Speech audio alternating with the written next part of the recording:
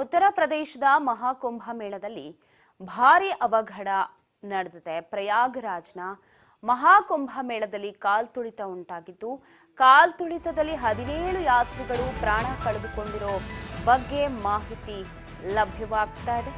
ಸಾವಿನ ಸಂಖ್ಯೆ 17 ಏರಿಕೆಯಾಗಿದೆ ಅಂತ ಶಂಕಿಸಲಾಗ್ತಾ ಇದೆ.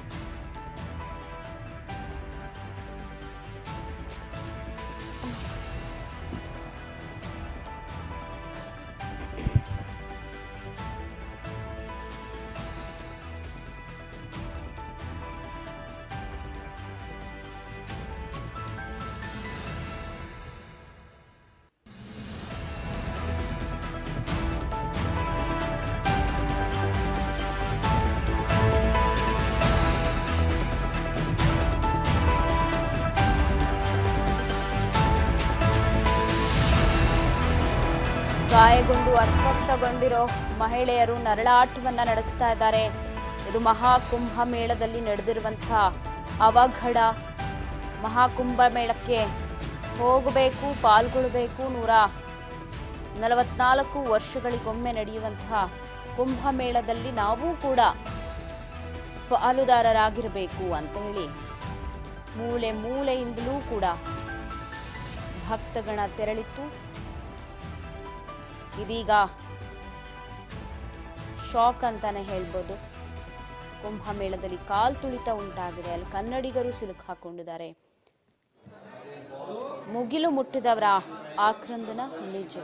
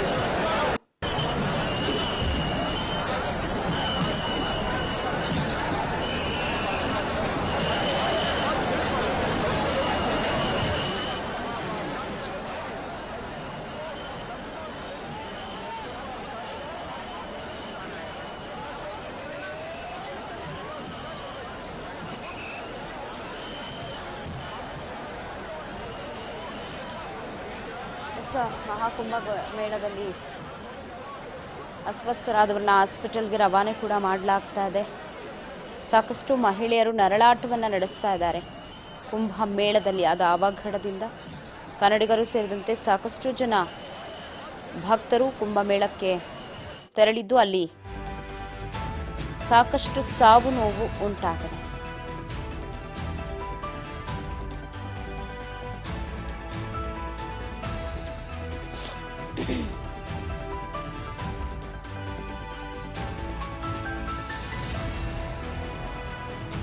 ಅಮಾವಾಸ್ಯೆ ಹಿನ್ನೆಲೆ ಕೋಟಿ ಕೋಟಿ ಭಕ್ತರು ಈಗಾಗಲೇ ತೆರಳುತ್ತಾ ಇದ್ದಾರೆ. ಇನ್ನೂ ಕೂಡ ತೆರಳೋರಿದ್ರು, ಬಟ್ ಈಗಾಗಿರುವ ಕಾಲ್ತುಳಿತದ ಹಿನ್ನೆಲೆ ಒಂದಷ್ಟು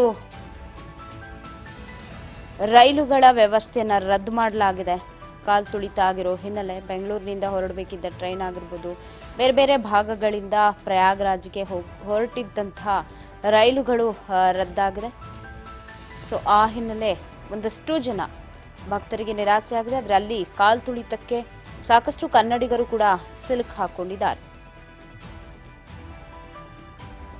ತನ್ನವರನ್ನ ಕಳೆದುಕೊಂಡ ಕುಟುಂಬಸ್ಥರ ಆಕ್ರಂದನ ಮುಗಿಲು ಮುಟ್ಟಿದೆ.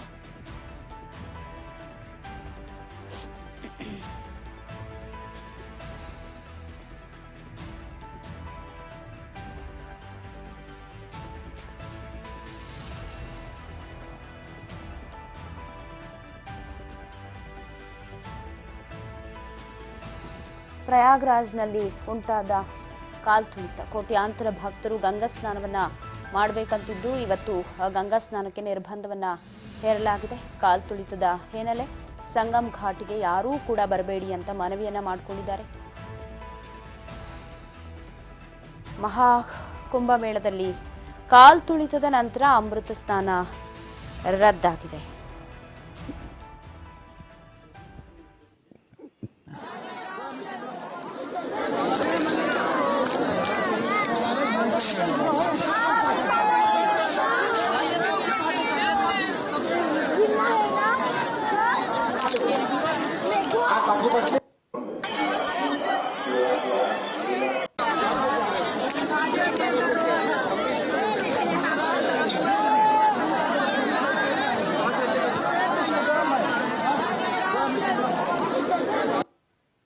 हम कर्नाटक से बेलगाम से आए हैं। क्या हुआ? महाकुंभ मेले के बारे में।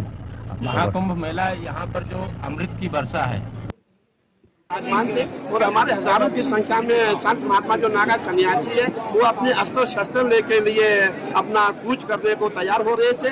इतने में हमें समाचार मिला कि कुछ जो भी हुआ है जो आपके द्वारा आपको पता है, मैं नहीं कहना चाहूंगा। इसीलिए हमने तुरंत निर्णय लिया कि जंगल को देखते हुए हमें कुछ काम करना चाहिए, कुछ अच्छा निर्णय लेना चाहिए। इसीलिए हमने निर्णय लिया है कि हम ये स्नान नहीं करेंगे, बसंत पंचमी का स्नान करेंगे। और आपने पूरे प्रयागराज में देखा होगा यहाँ करोड़ों की संख्या में श्रद्धालु है। और जब हमने कल यहाँ भीड़ देखी थी हमें तभी लगा था कि इतना श्रद्धालु पे कंट्रोल करना कोई छोटी बात नहीं, बहुत बड़ी बात है। बिल्कुल, आज अनुमान ये था कि लगभग 10 करोड़ लोग स्नान करने के लिए आ रहे हैं। बिल्कुल आपने ठीक कहा, हमारा भी अनुमान जो कल हमने शाम को लगाया था, करीबन लोगों ने कहा था कि महाराज इसमें 12 करोड़ से ऊपर श्रद्धालु यहाँ पहुँच चुका है। अब इतना श्रद्धालु कोई पक्के घाट तो यहाँ प्रयागराज में नहीं है, कच्चे घाट है। और कच्चे घाटों में से भी बहुत कम जगह जहाँ पे स्नान हो रहा है। इसीलिए मैं समझता हूँ ये सब हादसा हुआ है।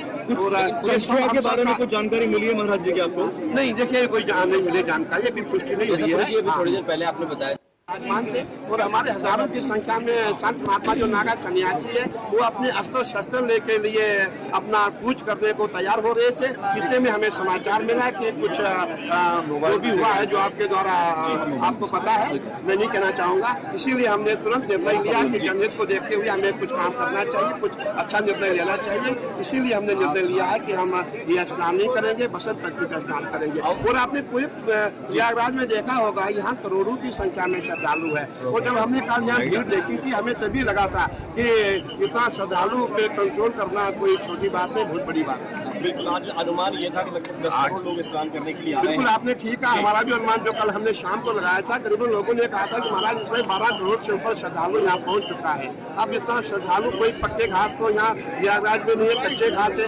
और कच्चे घाटों में से भी बहुत कम जगह जहाँ पे स्नान हो रहा है। इसीलिए मैं समझता हूँ ये सब हादसा हुआ है।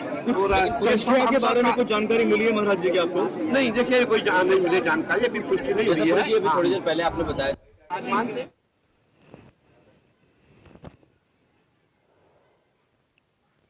ಸಂಗಮ್ ಘಾಟ್ನಲ್ಲಿ ಸ್ನಾನಕ್ಕೆ ನಿರ್ಬಂಧವನ್ನು ಹೇರಲಾಗಿದೆ. ಸಂಗಮ್ ದ್ವಾರನೇ ನೀವು ನೋಡ್ಬೋದು ಎಷ್ಟರ ಮಟ್ಟಿಗೆ ಜನ ಜಂಗುಳಿ ತುಂಬಿ ಹೋಗಿದೆ ಅಂತ ಹೇಳಿ. ಸೊ ದಿನಕ್ಕೂ ಕ್ಷಣ ಕ್ಷಣಕ್ಕೂ ಅಲ್ಲಿ ಏರಿಕೆ ಆಗ್ತಾನೆ ಇದೆ ಭಕ್ತಗಣ. ಸೊ ಹಾಗಾಗಿ ಮನವಿಯನ್ನು ಮಾಡಿಕೊಂಡಿದ್ದು